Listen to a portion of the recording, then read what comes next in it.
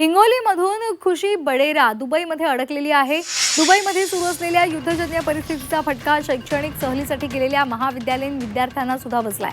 या शैक्षणिक सहलीमध्ये हिंगोलीची विद्यार्थिनी खुशी बडेरा ही गेलेली होती आणि युद्धामुळे ती तिथेच अडकलेली आहे। पुण्यामधल्या एका इन्स्टिट्यूटमध्ये MBAचे शिक्षण घेणारे 80 विद्यार्थी शैक्षणिक सहलीसाठी दुबईला गेले होते। दरम्यान 1 मार्च रोजी ही सर्व विद्यार्थी मंडळी तिथेच अडकून पडली आहे।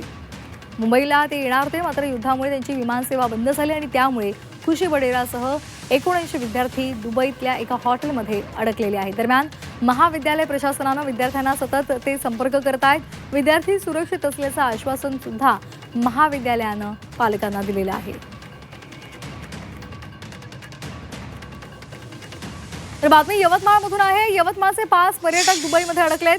अमेरिका इराण युद्धाचा परिणाम दुबईसह 12 देशांवर झालेला आहे आणि त्यामुळे आंतरराष्ट्रीय विमानसेवा कोलमडून पडली आहे। परिणामी दुबईमध्ये पर्यटनासाठी गेलेल्या यवतमाळच्या 5 पर्यटकांचे विमान रद्द झालेत आणि त्यामुळे दुबईमध्येच ते अडकलेत। 24 फेब्रुवारीला हे सर्वजण दुबईला गेलेले होते आणि दरम्यान इथे कुठलीही अडचण नसून परतीचं विमान कधी मिळेल हे निश्चित असल्याचं पर्यटकांनी व्हिडिओद्वारे कळवलेलं आहे।